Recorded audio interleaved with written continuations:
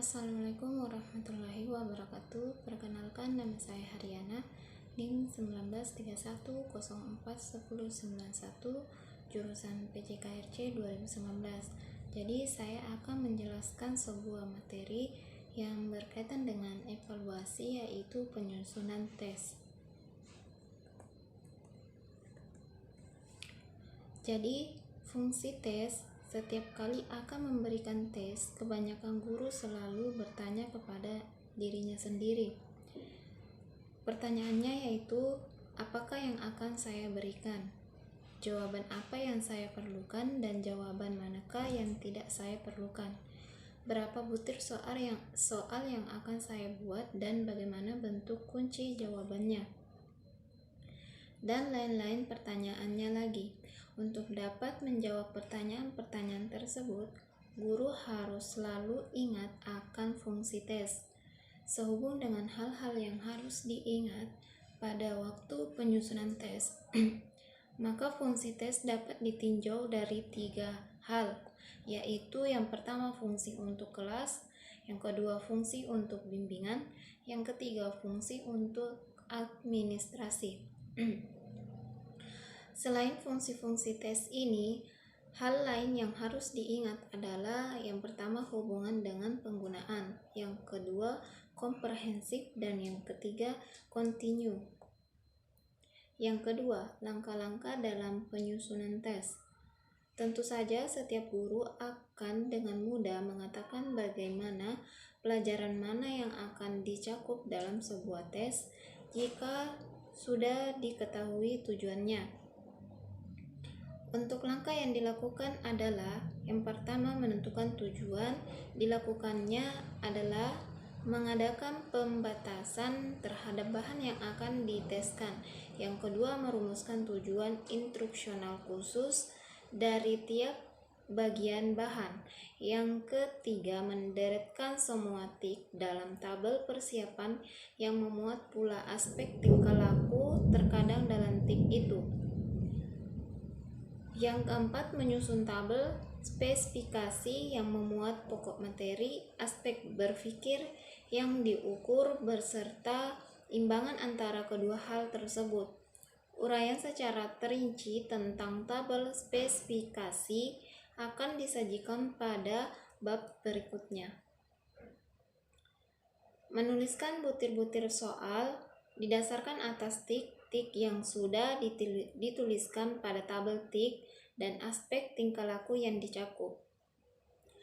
Apabila tik ditulis sangat khusus, maka satu tik diukir oleh satu butir soal. Tetapi jika tik itu merupakan tik esensial, maka satu tik dapat diukur dengan lebih dari satu butir soal. Kecenderungan yang ada pada guru-guru berbagai waktu yang lalu, pengukuran ranah kognitif lainnya ditentukan pada 3 aspek. Yang pertama yaitu ingatan, yang kedua pengetahuan, dan yang terakhir aplikasi.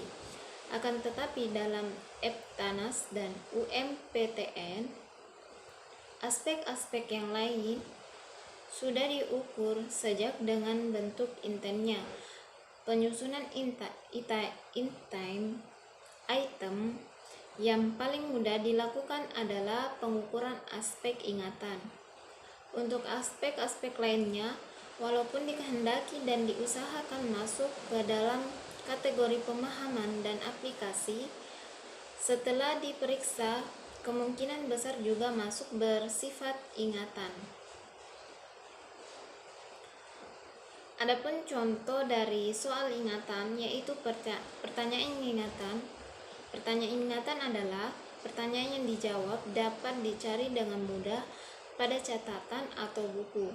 Pertanyaan ingatan biasanya dimulai dengan kata mendefinisikan, mendeskripsikan, mengidentifikasi, mendaftar, menjodohkan, menyebutkan, menyatakan, dan memproduksi. Contoh soal seperti contoh soal uraian dan pilihan ganda. Yang kedua, soal pemahaman. Untuk menjawab pertanyaan pemahaman, siswa dituntut hafal sesuatu pengertian kemudian menjelaskan dengan kalimat sendiri, atau siswa memahami dua pengertian atau lebih, kemudian memahami dan membuktikan hubungannya. Yang ketiga yaitu soal aplikasi. Soal aplikasi adalah soal yang mengukur kemampuan siswa dalam mengaplikasikan atau mencerapkan pengetahuannya untuk memecahkan masalah sehari-hari atau persoalan yang dikemukakan oleh pembuat soal.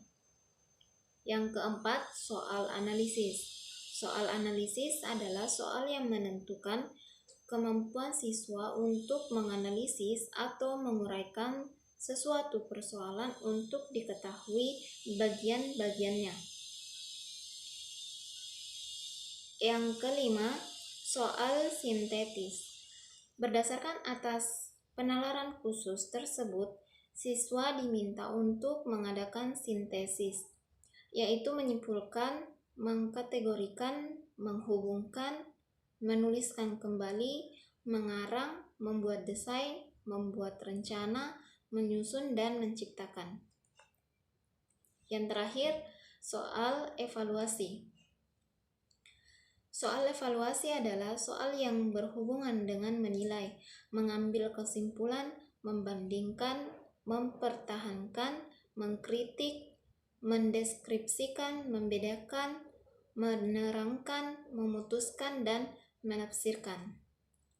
Yang ketiga, komponen-komponen tes.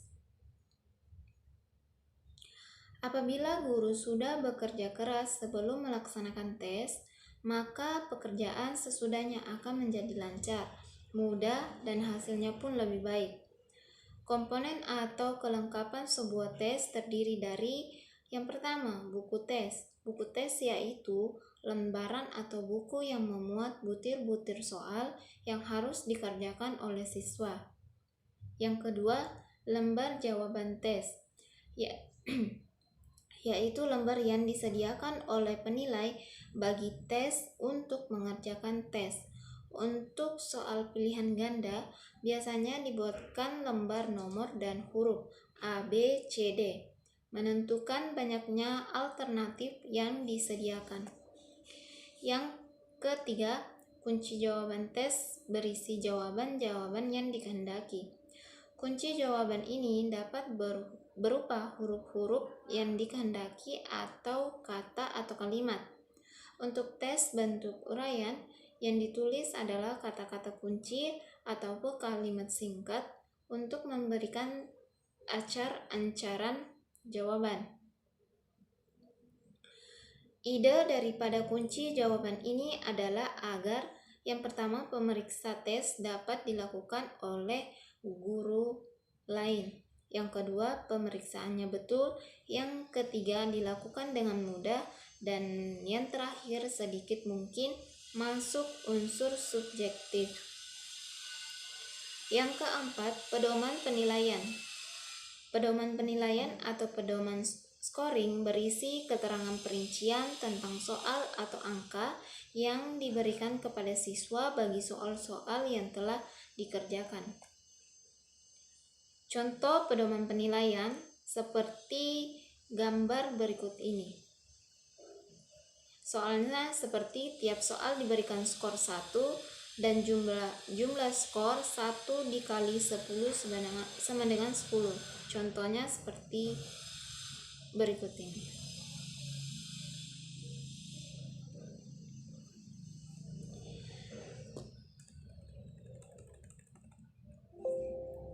Oke, itulah tadi penjelasan tentang penyusunan tes.